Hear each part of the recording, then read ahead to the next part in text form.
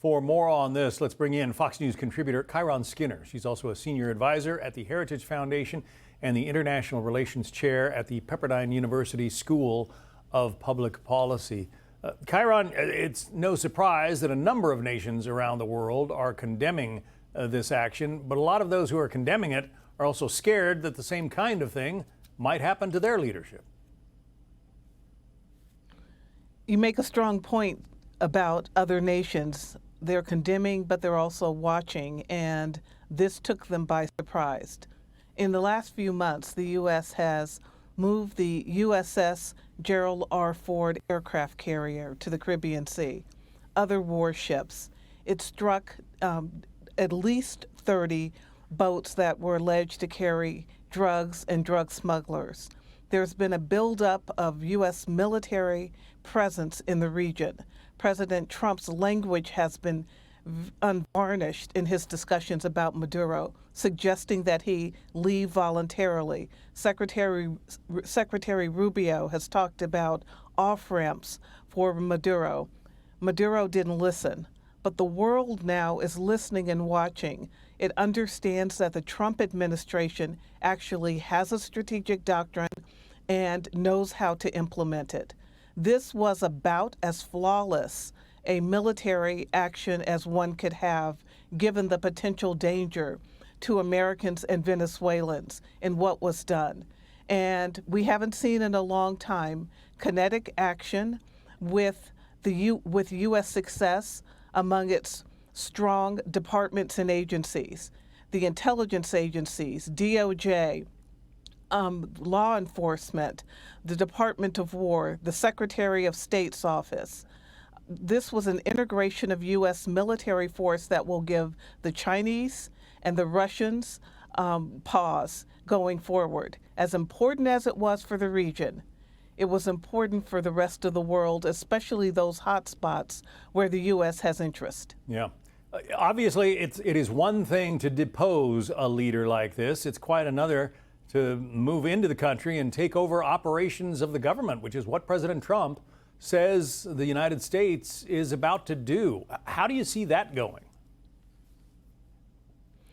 I'm glad you mentioned it, because that also, I think, is in some ways a bigger surprise for many, because as you know, and as most people have heard him say repeatedly, President Trump, he's not about nation building around the world. He sees that as one of the biggest mistakes of the U.S. in the 21st century, especially in Iraq. He campaigned against that conflict. But at the same time, he's making it clear that the Trump doctrine and America First are much more nuanced. It's just not binary opposites. No involvement in a country or full involvement. He's talking about a transitional leadership effort to bring Venezuela back to a democratic nation. And so that's what I think is worth focusing on. There's nuance there and commitment to having a more prosperous and free Western Hemisphere.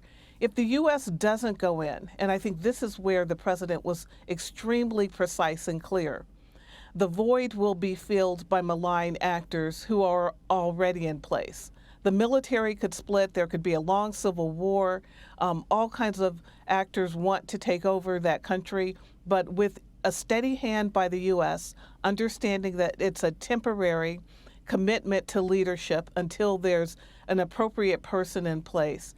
There's an opportunity to revive the economy and help the Venezuelan people through the energy sector, which has been really hurt during the Maduro years. So I think it will be a temporary but powerful effort. Yeah, they're only exporting a fraction of the oil that they potentially could. Secretary of State Marco Rubio made it plain that that Nicolas Maduro is no friend of the United States and not even the legitimate leader. Listen.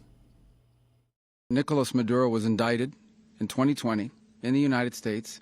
He is not the legitimate president of Venezuela. That's not just us saying it. The first Trump administration, the Biden administration, the second Trump administration, none of those three recognized him. He's not recognized by the European Union and multiple countries around the world.